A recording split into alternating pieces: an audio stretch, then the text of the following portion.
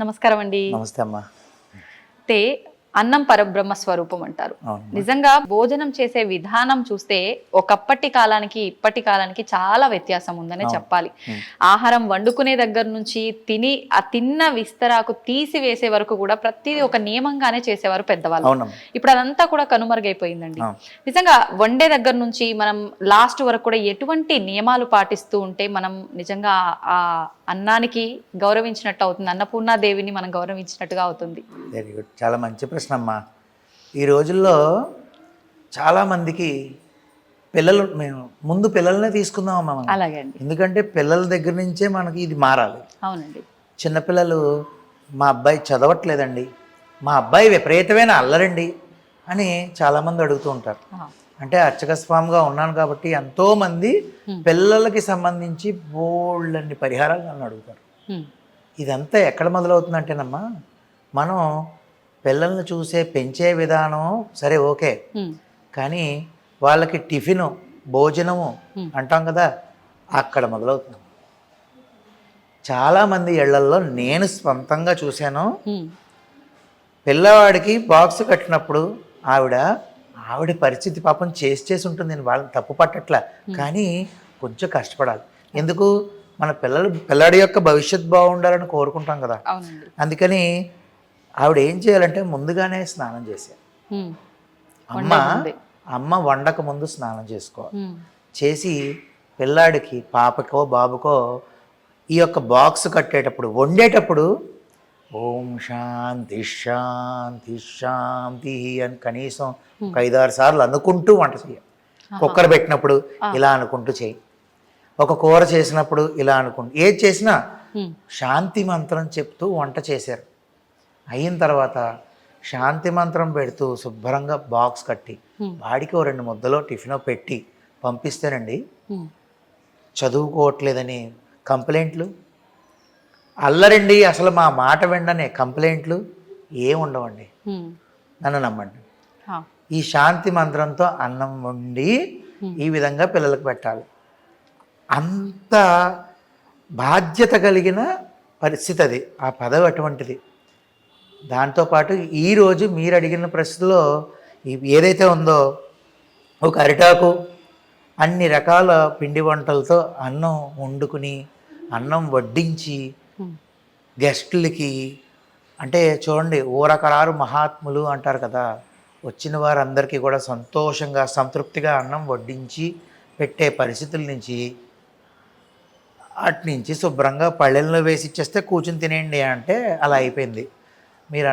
మీకు తెలిసిందే కదా, బఫెట్ భోజనం సిస్టమ్ అలా అయిపోయింది. అంటే కాలానికి అనుగుణంగా మారిపోవాలండి, తప్పదు అని కొంతమంది అంటారు. అలా అని చెప్పేసి మనం షూసును చెప్పులు వేసుకుని తినలేం కదండి. మరి కాలానికి అనుగుణంగా మారాలి అని అన్నప్పుడు ఇలా ఎక్కడైనా ఉందండి షూసు చెప్పులు వేసుకుని తినమని? లేదు. సరే అయిపోయింది.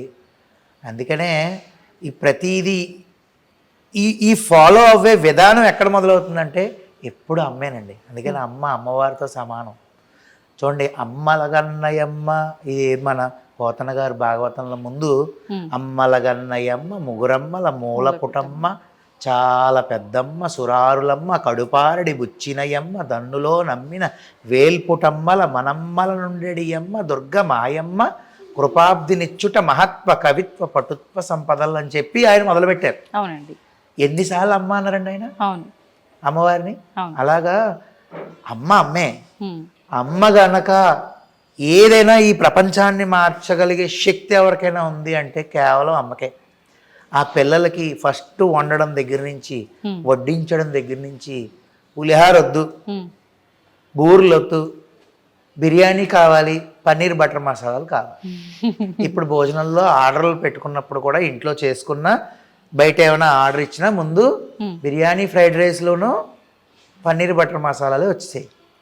పులిహార అంటే అది పసుపుతో తయారు చేస్తారు. ఎందుకు చెప్పండి? ఆ పసుపుతో చేయడం ఏంటంటే మంగళకరం. అది మంగళకరమైన ద్రవ్యము పులిహార వండడం అంటే. దాని తర్వాత ఆ పులిహార వడ్డించినప్పుడు పులిహార తినే విధానం, తింటుంటే స్వామివారికి నైవేద్యం పెట్టేసి ఆ పులిహార స్వీకరించడం వల్ల శరీరంతో పాటు మనసుకు కూడా మంగళం, మంచి జరుగుతుంది. అంతేకాకుండా బూరే అంటారు, పూర్ణం బూరెలు అంటారు. ఏవండి ఈ రోజుల్లో కనబడుతున్నాయి, కనబడట్లేదని అయితే నేను అన్న, కానీ తక్కువగా, చాలా తక్కువైపోయి. ఓపికలు ఉండాలి కదండి వండాలంటే. బూర వండాలంటే చాలా కష్టం. కానీ ఆ బూర అనేది ఏంటంటేనండి, ఇప్పుడు నా శరీరం ఉందండి, నేను వెళ్ళాను స్వామివారికి పూజ చేశాను అయిపోయింది, నేను పూజ చేశాను అని చెప్పుకుంటే అయిపోదు. మనసుని తీసుకెళ్ళి నువ్వు అక్కడ పెట్టావా? పెట్టలేదు. మనసు ఎక్కడో ఉంది, శరీరాన్ని తీసుకెళ్ళి నేను మాత్రం అక్కడ కూర్చుని పూజ చేశాను అంటే కాదు. మనసు శ్రీకృష్ణ పరమాత్ముడికి ఇష్టమైనటువంటి వెన్న. అర్థమైందండి? అంటే కల్మషం లేకుండా ఉన్న మనసులో ఉన్నటువంటి పాలు బాగా చిలికితే, తోడు పెట్టి చిలికితే వచ్చే వెన్న ఉంటుంది చూసారా, ఆ వెన్నను తీసుకెళ్ళి శ్రీకృష్ణుడికి ఇస్తే నిజానికి తిన్న వెన్నంతా ఆయన అదే. భక్తి అనే వెన్న తిన్నాడు, నిజమైన వెన్న ఎక్కడ? అది మన లౌకికంగా తెలుసుకోవడం గురించి. కానీ కాబట్టి ఆ విధంగా వెన్నను ఇచ్చినట్టే పూర్ణం బూరె మధ్యలో తీపి పదార్థం ఏదైతే ఉంటుందో అది మంచి భక్తి కలిగినటువంటి మనసుగా భావించి స్వామివారికి నైవేద్యం పెట్టి మనం తింటే మంచి బుద్ధి వస్తుంది. అంటే మంచిగా భక్తి పెరుగుతుంది, పిల్లలకి మంచి తెలివితేటలు పెరుగుతాయి. పెద్దలకంటారా ఏ విధంగా పిల్లలను పెంచాలి, వాళ్ళని ఏ విధంగా అభ్యున్నత స్థాయికి తీసుకెళ్ళాలి అనే విషయం తెలుస్తుంది. ఆ విధంగా ఈ పులిహార బూర్లు ఎక్కడా కనబడట్లేదు. కాబట్టి మీరు అడిగారు కాబట్టి సందర్భం, అరిటాకులో తినడం వల్ల మీకు తెలియదేం కాదే. చూడండి, వేడివేడిగా అన్నం వడ్డించుకుందంటే ఆకు ఎంత నల్లగా అయిపోతుంది, వడిలిపోతుంది. దాంట్లో ఉన్న ఔషధ గుణాలు, శక్తి అంతా అన్నంలోకి వస్తుంది. అది మనం తింటే ఎటువంటి అనారోగ్యం రాదు కదండి. మనం తినేదంతా ఇప్పుడు ఈ ప్లాస్టిక్ ప్లేట్లు వీటి వల్ల ఏంటంటే కనబడనంత అనారోగ్య పాలవ్వడం, ప్రతి ఒక్కళ్ళు చిన్నప్పటి నుంచే ఇబ్బందులు పడ్డం. కేవలం మీరు తినే ఆహార పదార్థంలో కూడా చాలా చాలా మెయిన్ అదే. మెయిన్ ఆహార పదార్థంలోనే ఇబ్బందికరం మొదలవుతుంది. బర్గర్లు, పిజ్జాలు సంతోషమేనమ్మా. పిల్లాడు సినిమాల్లోనో లేదంటే ఫ్రెండ్స్ దగ్గర చూశాడు, సెల్ ఫోన్లో చూశాడు, ఒక్కసారి వాడిని అభిమానిస్తాం, ప్రేమిస్తాం కాబట్టి కాదనలేకపోని తప్పదు ఒక్కసారమ్మా. అంతేగాని నేనైతే మా వాళ్ళకి కొను.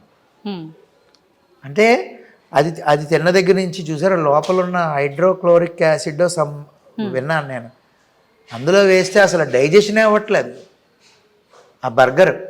అలాగా అదేమవుతుందంటే చిన్నప్పటి నుంచే ఆర్గాన్స్ మీద ఒత్తిడి పడిపోయి తొందరగా ఆర్గాన్స్ చెడిపోయాం. దానివల్ల ఎదుగుదల శక్తి ఉండకపోవడం. మన అన్నము పప్పు, మనకి ఏ ఆహార అలవాట్లు ఉంటాయో నిత్య ఆహార అలవాట్లు, ఎవరెవరు అలవాట్లు వారి ప్రకారం వెళ్ళడమే ఎప్పుడు. అంతేగాని కొత్తగా వచ్చిన బిర్యానీలు, పన్నీర్ బటర్ మసాలాలు ఏదో ఒకసారి పర్వాలేదమ్మా అస్తమాటు అనేది మంచిది కాదు.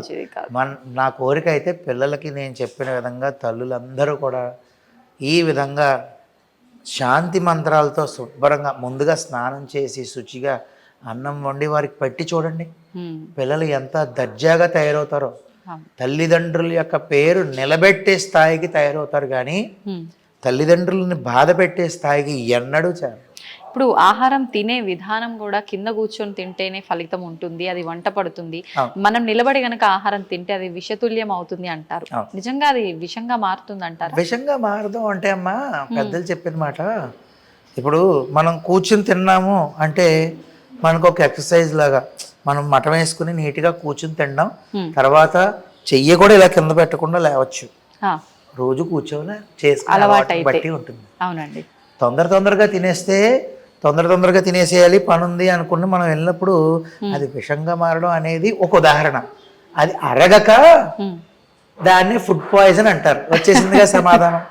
సరైన అరుగుదల శక్తి పాడైపోయి టైంకి మంచిలు తాక ఒక చేత్తో ఈ పళ్ళెం పట్టుకుని ఒక చేత్తోనేమో ఇలాగ గ్లాస్తో నీళ్లు పట్టుకుని అన్నం తినడం మొదలు పెట్టామంటే వాస్తవానికమ్మా తినే ముందు అరగంట ముందు ఒక గ్లాసు మంచినీళ్ళు తాగాలి. తినడం మొదలుపెట్టిన తర్వాత పరిశేచనం పట్టినప్పుడు తప్ప మళ్ళీ అవసరం లేదు, అలా తినగలగాలి. తర్వాత తిన్న తర్వాత 45 నిమిషాలు, గంట తర్వాత మంచినీళ్ళు తాగితే ఆ డైజెషన్ పవర్ ఉమ్, మంచి శక్తిని ఇస్తుంది మనకి. అప్పుడు ఏ రోగమైనా శరీరంలో నకశక పర్యంతం ఉమ్, అంటే కింద నుంచి పై వరకు ఏ యొక్క రోగమైనా ఏ డిసీజ్ రావాలన్నా దానికి మూల కారణం ఉమ్, కడుపే.